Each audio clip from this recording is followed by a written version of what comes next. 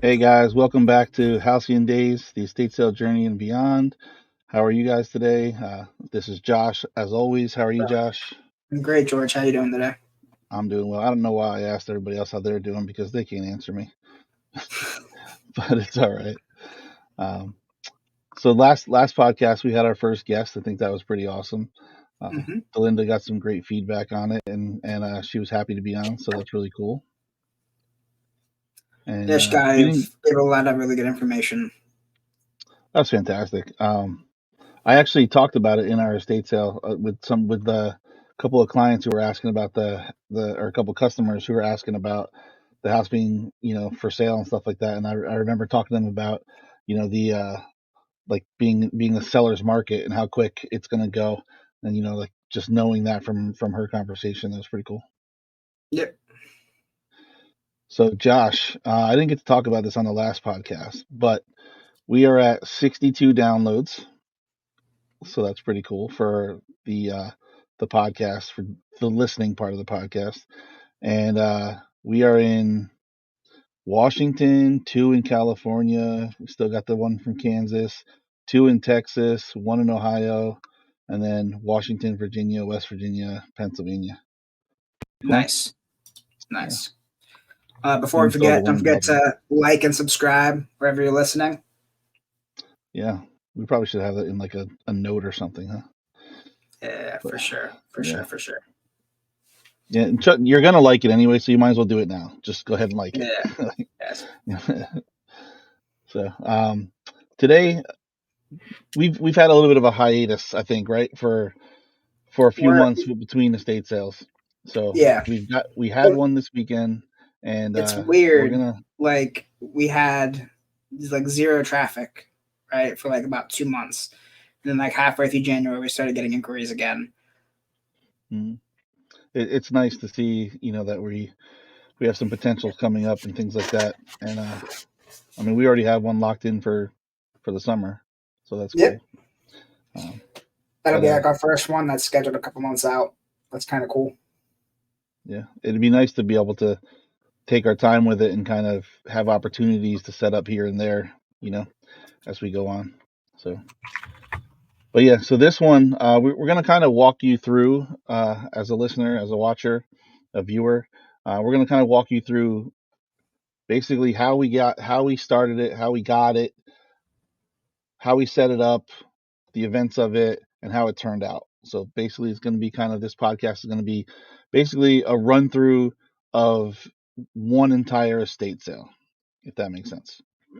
So to start it all out, there was a Facebook post of somebody asking about estate sales, and we've got a good reputation around here, and somebody tagged us in it, and I reached out to the lady, and she messaged me back a couple days later, and I went and met her, and yeah, we agreed on a percentage, and we were locked in, ready to go. And then Josh met me out there, the what was that, on Thursday, maybe, of last week, Yeah. right? Thursday of last week. So tell me what you think of your first impressions were before I get into the how much stuff I loved. So, like, first off, like, George always gets like way more excited about things than I do. Like, for me, I look at it like from like a business standpoint. So I'm like looking at instantly just going to like, okay, like how can we like set things up? And I think like you like stop and like you're like, oh look at this, like oh look at this, like this is so cool, and like you start to like you look up the history and stuff. For me, it's just Absolutely. more so like where does this look best at? But I think for me, the coolest thing was definitely the vibe. It like, especially the basement, it literally looked like we were walking onto a set of like that 70s show, right? Or like, one of those older shows where they had the big Zenith, like, TV with like the very retro, like pedestal. The furniture, the ceiling tiles were very like 70s colors. I wish like, well, like, Checkerboard. do we have like the ability to like bring up images of the sale? There probably is the ability, but we're not doing that. So, Okay. Okay. That would be something that I'd have to figure out how to do later. But I mean that's why you check out our Facebook page and things like that, because we've got everything on there. But yeah, sorry, Josh. No, it's fine. It's fine. Yeah, that vibe thing that Josh is talking about. We advertise. We talked about how we advertise, but we promote and stuff like that on Facebook and all other places, which we'll get to in a second. But that created this sale created more attention than any sale we've ever had. I mean, people were excited about it, just like I was. Walking down there was a checkerboard speckled tiles on the bottom, like pink and green and stuff like that. I don't like all kinds of different colors, and the checkerboard drop tile ceiling, all squares, and they were also pink and I think maybe purple and green. I don't know, I don't remember, but they had a big bar down there. You could tell that they had some parties down there. They had all kinds of like rugs and mid-century modern tables. They had the '70s style bench. It was cool. It was very cool, and I definitely was excited about it. And then we found some other cool things like up in the attic. There was two I think I can. storage containers full of '60s papers or magazines, I should say, like a whole bunch of Life magazines, a whole bunch of Look magazines, um, Ladies Home Journal. There you go. You're pulling up pictures now. Cool. Yeah, I Ladies figured Home it out. Journal. We Yeah. got Teen Magazine. Like there was a whole bunch of really cool ones. So that's cool that you can do that. I don't know how Yeah. to do that. I'm not smart enough. But are you sharing your screen? Is that what you're doing? Yeah.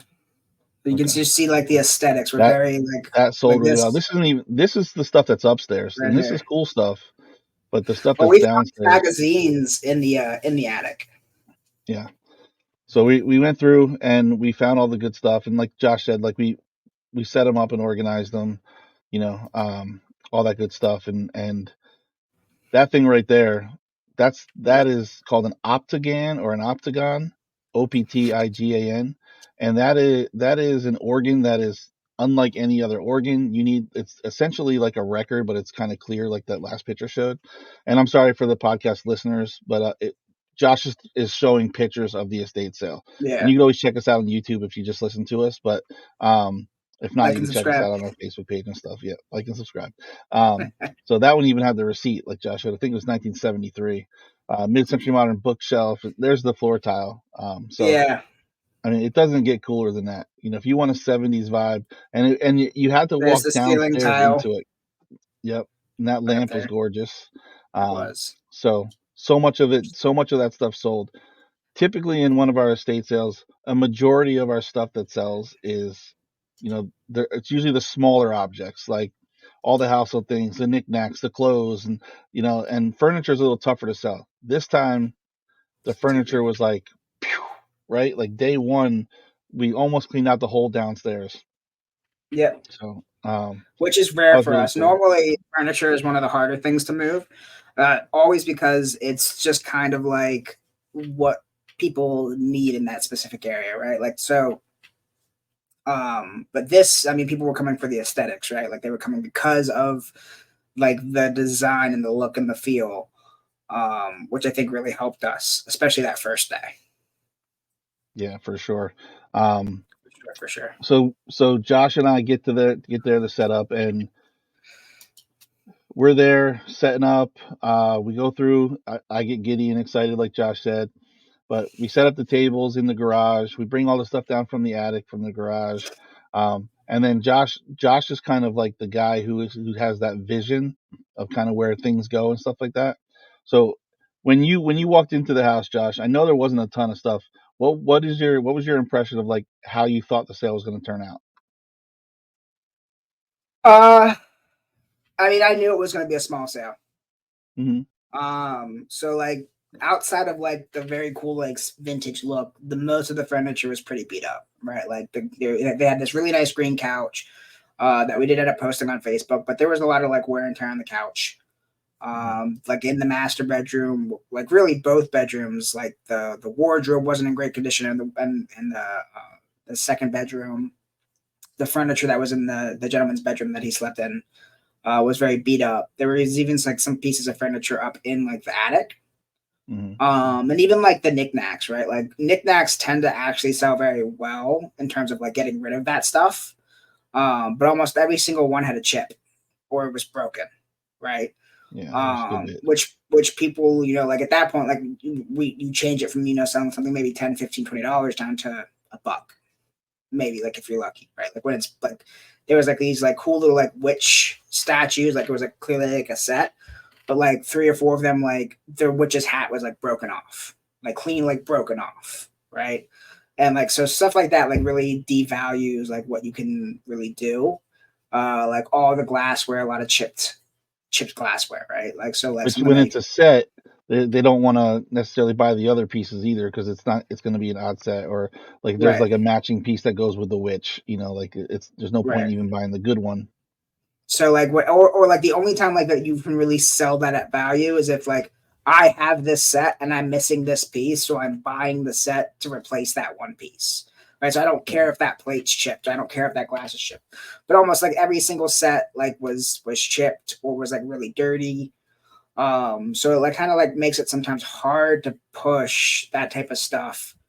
Um when I was like moving stuff around, right? Like I had to wash my Hmm. hands a couple times because like the pots and pans were like really Sticky. dirty, Yeah. like had like a greasy film on them. Um, so I knew like day one, like okay, like this isn't gonna be one of our biggest sales, but we still have the ability to make some money for our client, which is always like the number one factor, right? If we're not gonna make a ton of money, like then maybe at least we can get rid of some of the stuff so they don't have to spend a ton of money getting rid of it after the sale. And I feel like we definitely failed there. And that's just because of the condition of the items. Um, but I wouldn't say that we failed because like really the number one thing that they wanted was to be able to like clean out the house, right? So getting rid of the furniture that we got rid of was actually probably the more challenging thing. And we even sold the brown bedroom furniture, the Thomasville stuff. yeah, So we sold like the whole big dresser, big armoire. We sold the side tables. Like we sold heavy big pieces, which is removed some of the burden from them. And I'll get to it at the end, but I met them today and talked about the sale, and I don't think that they're disappointed. So, okay, that's um, good to know. yeah, so that'd Yeah, be fail. I mean, fail probably wasn't like the that kind of thing. best. So, Fail probably wasn't the right word to use, but generally in a sale, it's the opposite for us, where a lot of the knickknacks go, the glassware goes, and really what's left behind after the sale is the big bulky furniture. And we definitely sold naturally sold more furniture pieces than any other sale that we've had. hmm, for sure. And then we For sure. struggled selling the normal stuff that we struggle selling, like the older furniture that's not trendy. You know what I mean? Right. Like so, like there's a couple of couches downstairs where they're just beat up in older couches, and they weren't like they weren't any kind of like trendy. They didn't fit a vibe. They weren't anything. Like one was a big old heavy sleeper sofa. Yeah. Nobody wants So that stuff. It's with it's just that, with those type of items, you have to get the person that's going to come in and be like see like the vision of what that's going to look like when they redo it, right? When they yeah. reupholster it, when they refinish it, right? And it's hard to capture those customers in a 3 day sale, Yep. right? Like our customer base isn't big enough that we have specialized people in that just yet. Like we have like certain people who like will reach out to us if you're selling guns or knives, like hit me up for the sale, right? Or like if we're selling these certain collectibles, like they want to know, right? Like but like we haven't really interacted with too many clients yet who like go out and look for beat up furniture to like redo or refinish or reupholster. Hmm. Um, so that's always can tend to be a challenge. Yeah. So we go through the house. We get it all out. Takes a couple days to get it. Where we want it, that kind of thing. And I mean, I must have set up the living room what like four or five different times, like different ways till I got it to like how I felt comfortable. Because we want flow. We want there to be kind of like some kind of strategy, not just hey it fits here. We want to make it Yeah, presentable, look nice, and have people kind of like as they walk through it, have it make sense a little bit, so we get that all accomplished, and then we have to go to pricing, right? So in pricing, um, the 70 stuff wasn't too difficult to price, like that stuff's out there on Facebook and eBay and things like that. But the condition of the stuff wasn't all in great condition, so that bench, for example, that bench was, I marked it at $100. It had cuts in it, stains in it all over. They were gonna have to reupholster the whole thing. They were like, I know whoever was gonna do it was gonna reupholster it. And it's not an easy job, so $100 I thought was a fair price. And again, you're moving a big piece out of the house for the client. And I probably underpriced it, because I can tell you that sold, a bunch of the tables downstairs sold, artwork sold, all that stuff sold day one, and not a single person asked for a lower price. Not a single person, So I think we did a good job of pricing to get it to move. But I think even I think I need to work on confidently pricing, you know, items that have higher value, confidently pricing them at a higher price, and maybe letting people walk day one, Yeah, to get the most of it. I think, Big. yeah. I mean, like someone might have paid 200 for that. I mean, like, and like, well, that, and like that's the thing, right? Like, so like you never know, right? So when you do that, right, you risk not selling anything day one, only a few things day two, and then you lose money out on the back end by Yeah. having the deals on the back end, because at that point, like on day three, you're trying to get rid of stuff. Um, Yeah. but I mean, it's sometimes it's hard because it also depends on market trends, right? Like if the right, Hmm. like right now, like we don't know if in the market 70 style furniture is hit and selling, right? Like sometimes you just don't Well, know. according to Facebook, it's hip and selling. So a lot of it is selling. I mean, right now that is mid-century modern, 70s. That's all. That's big right now. So I mean, I was excited. One, like you said, like I just love that style, and I was excited. But I was excited because I knew that we had furniture that was going to sell. Um, but I think we did price the TV correctly, because that took a day and a half to sell at that price. And they didn't ask for a different price. They bought it at that price, but it did take a couple days, or a day and a half, I said, to actually sell. So that was good. And then I don't know. There were some other things that I struggled with pricing. I wasn't sure. I have the end tables. They're the two side tables that are like the triple decker, like little mid-century modern tables, and I might have had them a little too high, just based off of the fact that there's a lot of them out there in the blonde color. I probably could have marked them down a little bit. Last day of the sale, we did everything, 50% off, or whatever, even more, and we still didn't get them sold. So I probably could have done a better Yeah, job with that pricing. I think. I mean, like we're still like I'm not gonna lie, like we're still newer at this. Like you're the one who has primarily done pricing. I've been able to Hmm. help out at a couple of sales with pricing, like you know, um, it's generally you, and that's because of your reseller background. But I mean, as time goes on, like that's something that we'll get better at. I think for our sales, Yeah, I I think mean, having more this things one. priced will definitely help. And I think as we grow more confident, like we're still kind of in that like you said it a couple of times, like we're trying to grow the business, we're trying to build clientele, we're trying to build a reputation, right? So like Mhm. we might not have priced that bench at $300, right? um, Knowing that it would sell regardless of the condition, because like we're in that like ground phase, like trying to build up. Yeah, and like I said, the in speaking with the client, one of the biggest goals was to get the stuff out of the house. She wasn't even sure that she was going to use an estate sale. They were talking about potentially just getting everything and throwing it all away. Yeah. So like we made them money, and things moved.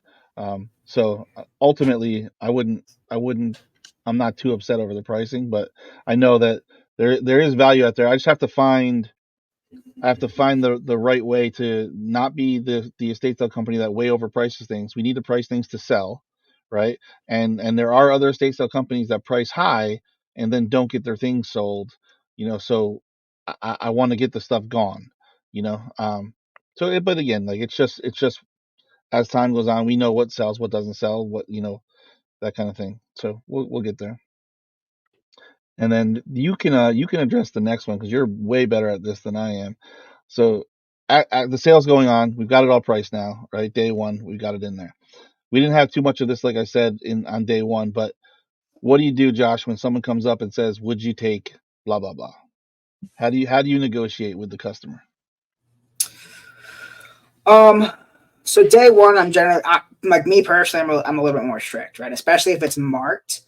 I'll try to get as close to that marked price as possible. So say we have an item marked at 10 and they come in, they offer me 2. We're like, no, like, like lowest I'll go is 8, right? Like, um, come day 2, day 3, my leniency is definitely it's there. I'm more lenient on prices, especially if it's an item that nobody's asked, right? Yeah, So like, and every sale is different. I mean, like this sale, like nobody asked me about the plants, right? There was a lot of like fake plants at the site, and then this one couple towards the end came and they wanted to buy all the plants, and they offered us a super low ball, and we gave it to them, but not a single person walked out with plants other than them, right? And we're talking like last hour of the sale they were there. So it really depends on the item, what we have it priced at, where it's located, if it's part of a set, right? Like there's things that I try to take into like I try to consider. But day one, I generally try to stick to the prices that you have set. yeah. All right, cool. I'm more of a pushover. I mean, I legitimately want to get things moving. I tell people no sometimes. It's not like I'm not like, but there's sometimes where I just know that like Josh said, there's not a lot of people who have interest in the thing that they're offering. Even though I know the value is more, you know, get it gone is my mentality. I don't want something that I could have sold for $60 if the right customer comes in, but not sell it for 20 because the only customer came in. So then we have no money and the thing's still here instead of some money and the thing gone, Yeah. you know. So like everything else, it's a balancing act. All right. Yeah, like so for example, some kids came in and they wanted to buy a painting that we had listed for $30. Right? They offered me 5 for it.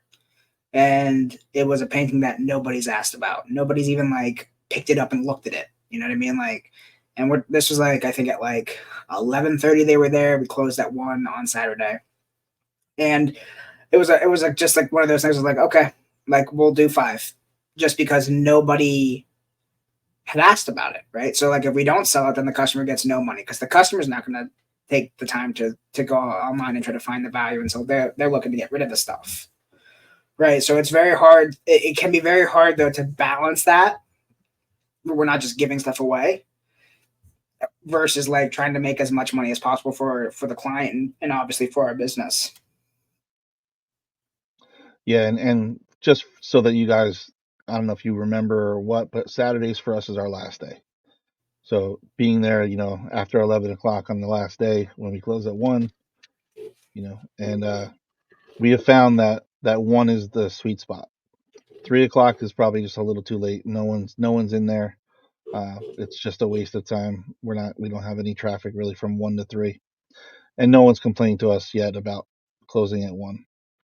So, and then, And it frees up our day, like especially like when you get done at 3 o'clock and then you have to go through and you have to clean up, right? Like then you're not getting done until 4 or 5 o'clock. At least we get done at 1. Generally, well, from what we have found, between 1 and 3, we'll get maybe 2 customers, and then maybe some traffic at the very, very, very end.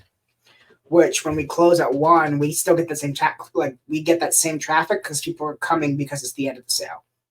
mhm, yep. So we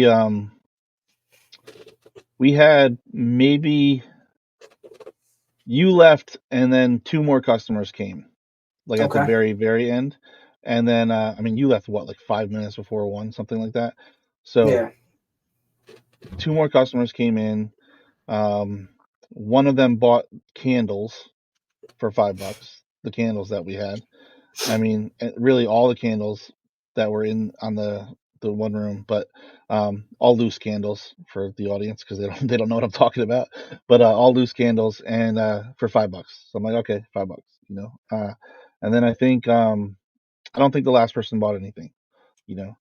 So, but during the time of the sale, so we set it up. We got the customers in. We talked about, we set up the pricing. We talked about negotiating stuff like that. Now we got to talk about the customer experience, right? So remember, our client is the person who asked us to do the job. The customer is the person that comes in and makes all the different purchases, right? They're our customers. So we care very much about the customer experience. So we ask basically every customer to come in that comes in if they want to be part of our email list. And sometimes they do, sometimes they don't. Not a lot of people love emails, but the people who don't want to be on it but still want to know about us, they take our card, and it's got like QR codes on there for our Facebook page and things like that. So we deliver this experience with our customers, and we build new customers every single time. This sale was in an area of Pennsylvania that we haven't done yet, and it's actually right near me. But we probably from this sale, we probably got another 15 to 20 customers, wouldn't you say? Like that are Yep. added to our list, maybe even more. I don't have the paper with me, but maybe even more. So plus all the customers that we had that came in, and again, most of our customers we've gotten from like York and higher. So they're not all going to come down, by where we were, but we had a few customers come in. It was really cool to see them, that we've met at every single, estate sale that we've had. you know Yeah. I I like mean, that. I like building a relationship. customers also reach out to us via email before the sale, like to thank us for sending them like about the update. And sometimes they'll Mhm. let us know, like, I don't see anything there that's for me, but like, please keep sending me like listings. Yeah. Yep. So happy about that. We got some new ones. We did sell a whole entire dresser setup that I talked about. That customer bought it that day, but asked if they can come back and pick it up, and I had to meet them there actually this morning, Sunday. I met them there, and helped them load it up on their truck. Really, they did most of the work, but I helped them load it up on the truck. But the really cool thing is, she came back in the house and walked around one more time to see if there's anything else. People like to do that. It's kind of like their own private tour at that point when no one's at the house. Didn't really see anything that they liked, but it's okay. But the cool thing about it is, Josh, and I didn't even tell you yet, is that she paid us pretty much the ultimate compliment. And she said that she goes to estate sales all the time. And she had to tell me that we are the nicest, kindest estate sale company that she's ever been in, which I think is awesome. So, we're just authentic. We're just nice. We don't oversell people. We don't get in their faces, but we have conversations. We talk to them. And to me, that's a huge win. To have somebody, have a customer tell us that. Hopefully she puts it on Google. But it's okay if she doesn't, because I still feel good about it. We've And gotten similar comments at other sales though as well. Like, so it's good that it's like consistently said to us about how yep, impressed they are with like the setup, and like we've talked about it on the podcast before, like some of the estate sales that we've been to. I think it'd be kind of cool for like one of our episodes if like we go out and we like explore estate sales, and like that be like the episode of the podcast, where like they show up to the estate sale, everything's all over the place, right? You can't really walk through, like there's no organization, or like the people running the estate sale aren't very friendly, or they're very strict, or they have really high prices, and they don't really find those type of issues with our sales. Like, we try to be fair. We never get offended at an offer, right? Like, we laugh it off if it's like really low. Like, we don't like make them we try not to make them feel self-conscious, right? Like, because they're human, and we're also human. So like, it's always cool from sale to sale when we get those type of comments. yeah. I mean, obviously we're going to run into our share of customers that are just angry people by nature, but I would say all in all, I mean, we didn't have any of those in this last sale. We had great customers the entire time, I think. Even some that we banter back and forth, even tease a little bit. They kind of give us, a little bit, we give them a little bit. But, you know, I think we have a good time. I think they have a good time, and it's a cool experience that I think we provide. And it's just us being us. It's not like we talked about one day, hey, this is how we have to act when we have, customers in the building. You know, we just are who we are.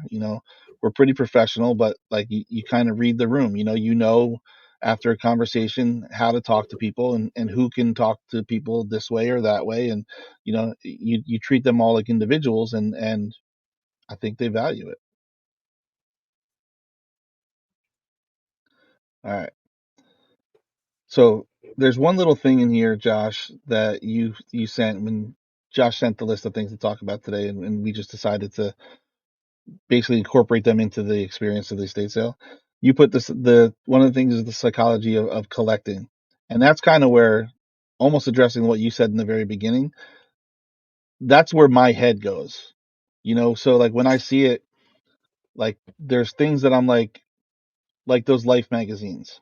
You know, I was so impressed with them, and I know that there's someone out there who is gonna love them, right? So getting into that mentality, and when you talk to somebody, like if you show them the magazines and they don't have like a reaction of like, oh, that's cool, and they're just kind of like, oh, neat, then like that's not their thing. But when someone, like when you see like that spark, then you kind of jump on that, and like you talk about like how nobody has this anymore. You talk about the history before the histories, which I was talking about, because there's so much stuff in those magazines that we saw that were like right before the thing that everybody knows about.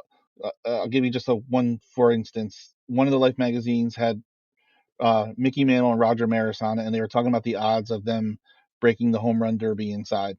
And I read the article because I was that intrigued by it. Even though I was setting up the estate sale, I read the article, and it had talked about most likely no one was going to break Babe Ruth's record in that season, but the person who had the highest odds was Mickey Mantle. And whether you're a baseball player or not, it doesn't matter, or a baseball fan or not, he was wrong on both accounts. The record did get broken, and Roger Maris broke it. So it was really cool to see that, and be like, this is what they were doing. It's like sports talk radio now when they talk all this trash about other things and predict what's going to happen and not going to happen, and then the other thing happens, and I love it. And Mm-hmm. this is preserved in time forever. It's going to be that way. And look, like Josh has on the cover, I mean on the screen right now, that Life magazine that I was talking about, and then there's the Look magazine that has Yoko Ono and John Lennon on the cover, and it basically is talking about like them as a power couple. So that kind of thing, like we know what happens after, right? We know that John Lennon gets assassinated, right? And there was another one that had Jackie Kennedy, when she was Jackie Kennedy, on there, and it was talking about her plans as first lady. What she's gonna do as first lady. Yeah. And I don't know what you're doing, but you're like freaking me out right now. Why are you I'm trying to flipping see through if the pictures like that? I'm trying to see if we had any pictures of the of those magazines. It must have been on the bottom.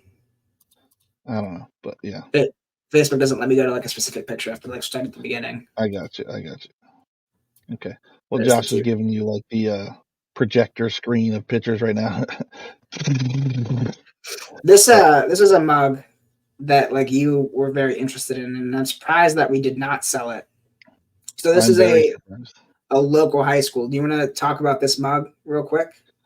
Yeah. So first of all, it's the community that we're in, and there's a kind of a bigger thing about it. So, and I'm not going to get like political or anything like that, but this is where the Susquehannock Warriors is the name of the high school, right?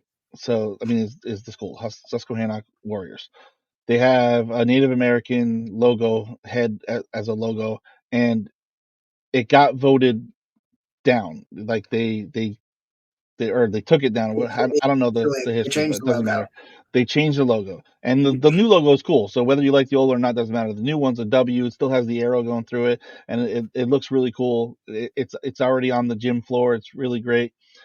This year, there was a group of individuals running on the school board who were their basic platform was to change the logo back, and they won, and they're changing the logo back.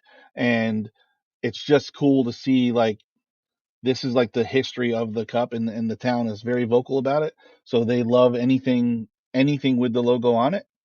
So I thought for sure that would sell. We just didn't get the person in the building, because that definitely would have sold. Yeah,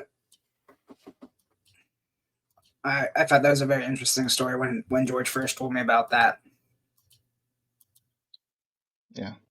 All of our teen magazines sold like day Yep, one. every one of them. Yep.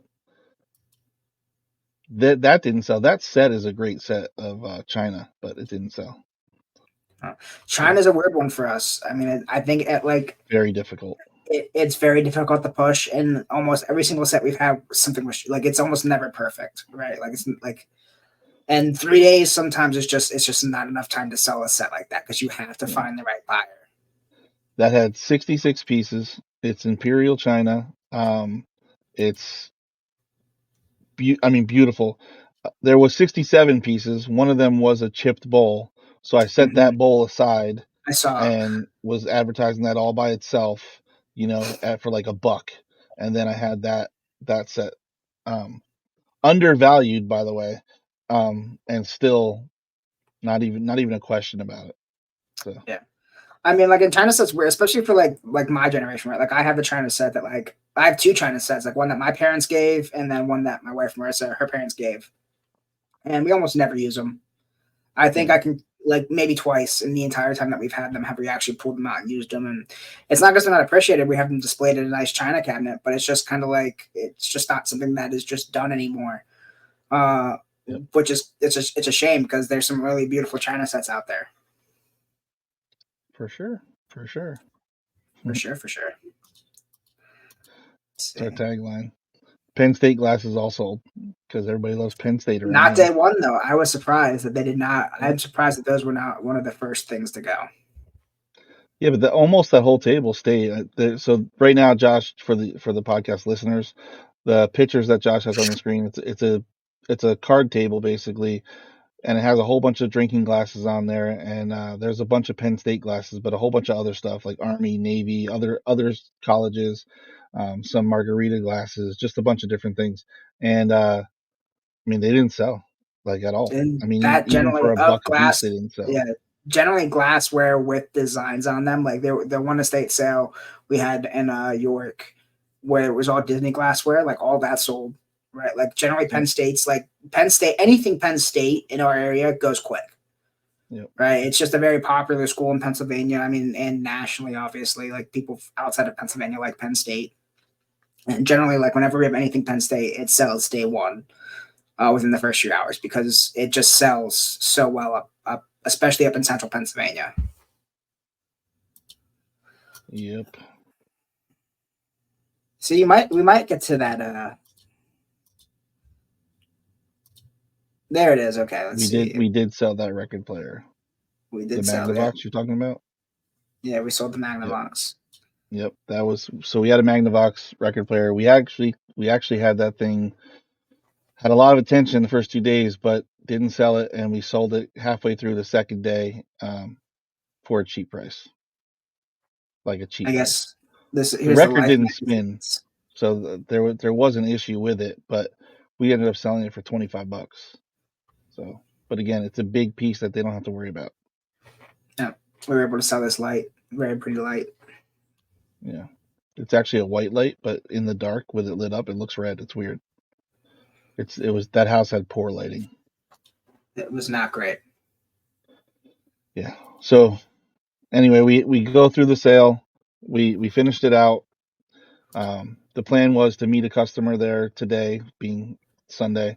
Um, did that. I met the clients there afterwards, after the customers left, and we walked through the house. They were definitely happy about the stuff that was gone. They they're pretty much done with it. They don't want us to do too much anymore after that. So I did leave our tables in the garage so that the stuff is elevated, since they're not selling the house just yet. So to get things moved and stuff like that and thrown away or whatever they're going to do with them, um, then like I'm going to come back later and get the tables, so that I don't leave a giant mess on their floor. But I talked about that with them to see what they preferred. Hopefully, they But they don't steal walked it through the house. themselves. They were very thankful. By the way, another thing that we always do is make sure that if we find anything that is a personal belonging, anything that Mm-hmm. is photographs, or any even information like medical cards and anything, medicine, we always make sure we take that and put it aside, because they're just overlooked. Our clients are doing so much when it comes to this stuff. They're trying to get things out, trying to get their in this case, it was the father trying to get him moved out, trying to get him settled in his assisted living situation, and like they're gonna miss things.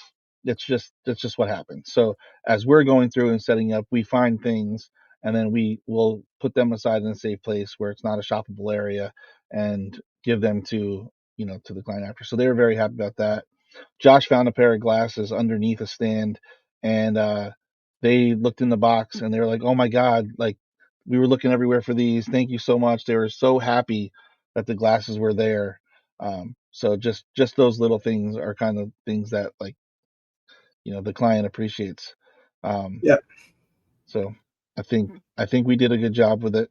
Um, they're not coming away. They're not rich because of it, but we are not rich because of it. Uh, but it's I think ultimately we helped the client out who, by the way, I don't think I mentioned that in this podcast. They had another estate sale agent already lined up. They Oh were wow. ready to go, and he had heart issues and had surgery and couldn't do the estate sale. So I felt like they really needed help. They were running out of time, and it was worth it for us to do it. One, to help them out, and two, to build a customer base in this area that we don't necessarily have yet. So I think ultimately it's free advertising, for the stuff that we did, and I think that will help us in the long term.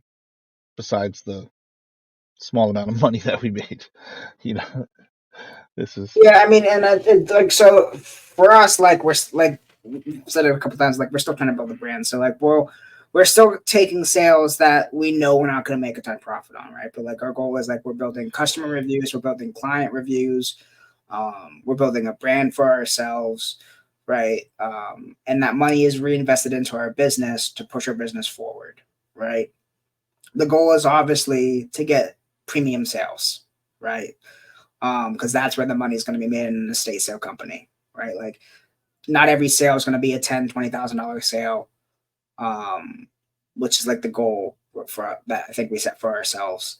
Um, but that's okay. It's okay, right? okay. hmm I'm fine with it. I mean, like seriously, I think my biggest thing is the relationships. Like Yeah. if we build good relationships and people value what we bring to the table, it carries over. You know, Yeah. And every um, single sale we've had, we've walked away with new customers that come to the next sale because of mhm. the experience they had at the previous sale, right? And like We had a that's customer come on this weekend who has literally been to every single one of our sales. talking So about Ed. mhm. Shout out to Ed if you're watching. Ed probably doesn't even know we're doing this, but it's good stuff. Um, I like Great Ed. customer, He's a great great customer. customer, Always good asks guy. how we're doing. And then after the sale, we finished it, and we went right up to another client's house to meet with them about the potential sale. That's the one that we're going to be doing in June. We'll talk about that another time. But the just the reason why I'm mentioning it now is because we talk about like what people say about us and the feedback that they get about us. They looked us up on Google. They searched the state sale company. We were the first one to come up. We don't pay anybody for SEO or anything else like that. And then they said that they looked at our reviews and we're very highly rated. So we've got I think we're a 4.9 right now because of that first one that gave us a 4 star and said all great things about us. I'm not bitter, but but right after we left them, the woman texted me and said, "We're going with you guys." They loved us just meeting us, and they didn't want to go through they didn't want to talk about it with anybody else. They were just ready to go. So um, I think that's our biggest strength, and we're going to keep going with that. Okay. I think people are really attracted to like our dynamic. That's all. Like when George and I have worked together now for almost a decade. It feels like. I think I met you like right when I was starting like my career at Best Buy when we started working together, maybe like closer to 8 years. But people have always found us, like amusing and like like being comfortable around us and like wanting to like see what like we can do. And I think when George, when I started this company, like that was one of the things that I was most excited was just to work with my friend again, and I've enjoyed every minute of it. I mean, it's definitely harder at times, especially when there's no sales going on, or like when my work schedule interferes with helping out with the sales. But the goal is to eventually, this is our full time job, it's a full time gig, make a real career out of it. And every sale, like George teaches me something new about the industry. Like just and it's not like it doesn't always it's not always major, right? But like he gave me history lessons on Pyrex, right? The brand Pyrex, Yep. right? And then like he tells me this story. So like I guess Pyrex, the original Pyrex, it was all capital letters, right? And then they sold the company, but still had the copyright to the logo. So now the new Pyrex is all it's capital P, then everything else is lowercase, right? So that, but it's cheaper materials, cheaper. It's not made as well. Like George tells me this whole story about it, right? Then during the sale, a reselling customer tells me the same story. I I didn't even know like, that. yeah, yeah. He's like, oh yeah, I can tell like this is the Pyrex, right? Because like the logo. And then like someone else asked that customer like what he meant, and he kind of like told like the same story, like just in a briefer context. But like I'm learning stuff at every sale. Um, George has an eye because he did reselling for a few years that I don't have. I'm still waiting to like walk into a sale where like it's my thing, right? Like Star Wars or like comics or something. Like it's gonna happen one day where I'll be like, that's worth money. I can tell you why, right? But like generally anything sports, George is on. He knows the value there, but it's always fun.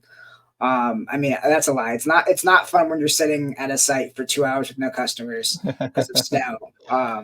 But it's still fun to be there with my best friend. Aw. When did he show up? Well, Tristan was there the whole time. What are you talking about? But shoot. Anyway, yeah, you're all right too. I mean, I know the next sale is a little further out, but I'm really excited about it. Uh, I already started doing some like research into like some of the stamp collections that he has, some of the coin collections. Well, Um, we will definitely have a sale before that. I am speaking with our next client tomorrow or Tuesday. I'm not sure yet. And we're gonna have that. We'll have those dates ironed out. But that looks like that's gonna be the second full weekend of March. okay, We're not counting the first weekend because February 1st is a Thursday. March So 1st. no, I mean February 29th is a Thursday. So that doesn't count as the first weekend for me. So not this So weekend, but next weekend. no, you're not paying attention to what I'm saying. I'll pull up the calendar here, folks. The 14th, 15th, and 16th of March. Hmm. So they're not ready to have it before that. So, I'll go some time for setup, some more advertising and marketing. yep. I mean, I wouldn't mind having one in between there, but that's where we're at right now. So we're starting to get the ball rolling. People are starting to ask about us, and word of mouth is probably our biggest, you know. Yeah, we've had a So, few customers where we got from word of mouth, and which is kind of crazy since we're still such a newer company. yep. We talked about the importance of networking and stuff like that a little bit with Delinda. And the funny thing is, Delinda being our last guest, if you haven't checked out the last podcast, check it out because it was awesome. But Like she's and actually the subscribe. one who brought us the client who I'm speaking to next. So that's pretty cool. All right. I've got no more on my list, sir. We've wrapped up the whole sale. I think it was a success. Got anything else to add? I don't. All right, take us home. Well, once again, like and subscribe wherever you're watching us, whether it be on iTunes, Spotify, YouTube, Pandora. Did we get that fixed yet? No? Nope. We're just going to work on that. Yes, sir. And then we'll see you guys next week. All right. Peace out. Cub Scout.